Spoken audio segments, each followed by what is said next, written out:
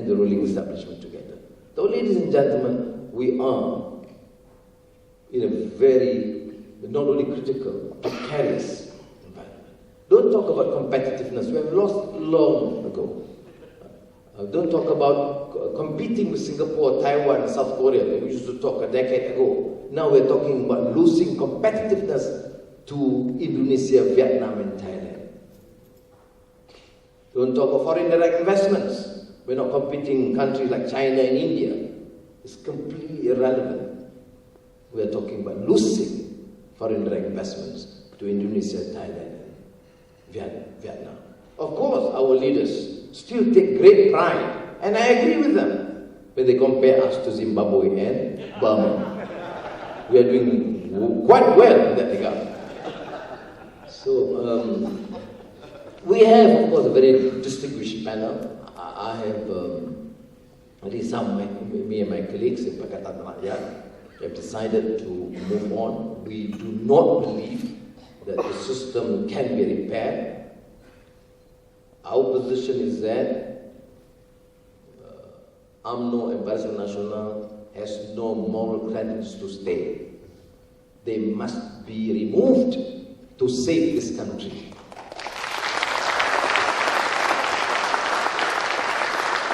We are here to talk about corruption, but we are also here to talk about saving Malaysia.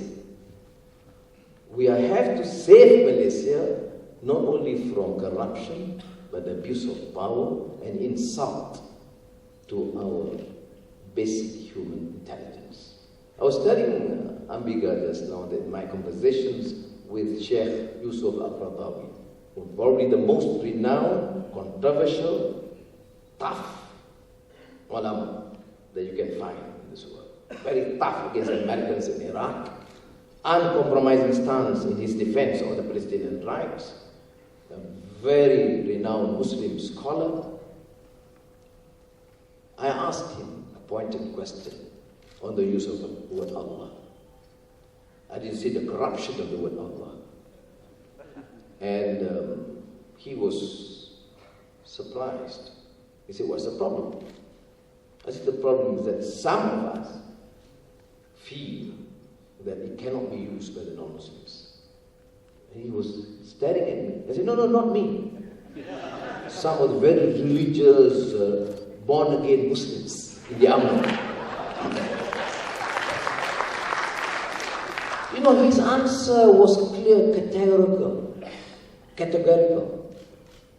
That there is nothing in the Quran, nor the tradition of the Prophet, in our historical legacy called Turaf, that can justify the banning of the word Allah to be used by Muslims or not by non-Muslims.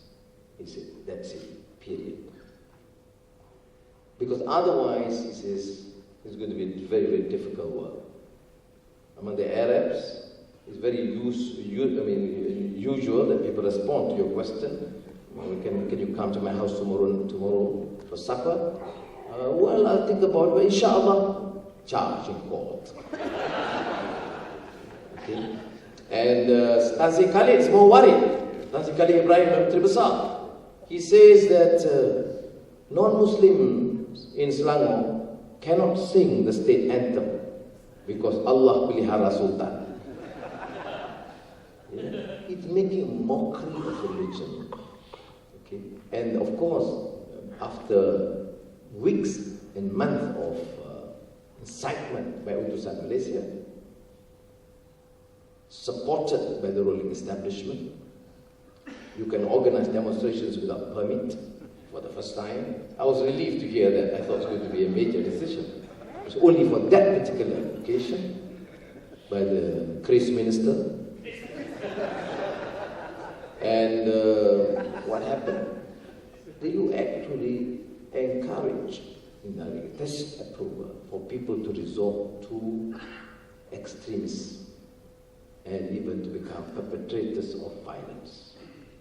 Now, this must be condemned unreservedly by Christians, Buddhists, Hindus, Muslims, without reservation. And this is very important. I was in the mosque last night in Penang, and I said, look, every one of us must be counted.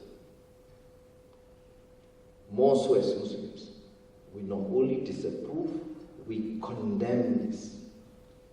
Because it's an insult not only to Malaysians, but to Muslims and Islam as a faith. So may Allah protect us. Thank you very much. I have explained to fellow members that I must be excused to go to a nearby housing estate having to deal with some problems. That's part of my role as a one ringgit economic advisor. Thank you.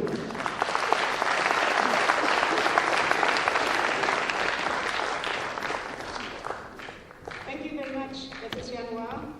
This is indeed an inspiring start to our forum, and after this we will see what the other speakers have to say.